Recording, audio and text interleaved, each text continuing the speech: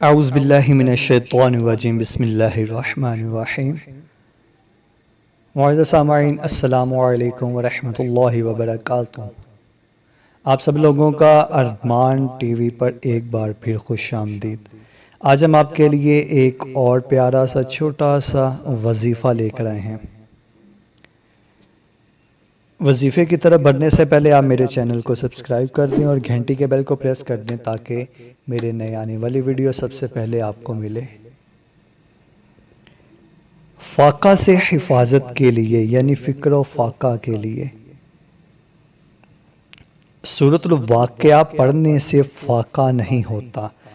چنانچہ حضرت عبداللہ ابن مسعود رضی اللہ تعالیٰ عنہ سے روایت ہے کہ رسول اللہ صلی اللہ علیہ وآلہ وسلم نے ارشاد فرمایا، جو ہر رات کو سورۃ الواقعہ پڑھا کرے گا اس کو فاقہ کبھی نہیں پہنچے گا۔ نماز میں سورۃ الواقعہ فاقہ سے بچنے کے لیے پڑھنا۔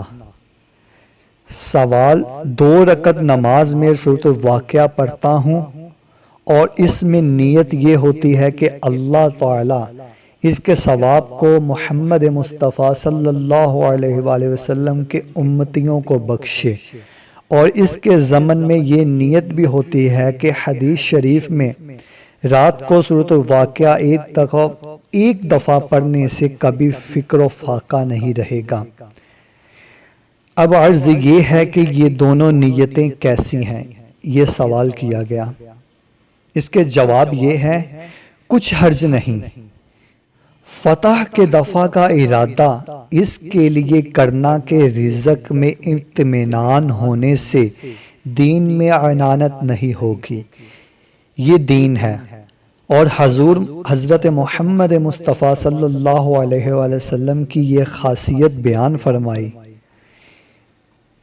اور بیان فرمایا کہ اس کے پسندیدہ ہونے کی یہ دلیل موجود ہے۔ اگر آپ کو میری یہ ویڈیو اچھی لگی ہو تو اس ویڈیو کو لائک شیئر کمنٹ ضرور کر دیں اور میرے چینل کو سبسکرائب کر دیں اور گھنٹی کے بیل کو پریس کر دیں تاکہ میرے نئے آنے والی ویڈیو سب سے پہلے آپ کو ملے۔ دعاؤں میں یاد رکھیے گا۔ ملتے ہیں ہم نیکسٹ ویڈیو میں۔ جزاک اللہ و خیرہ۔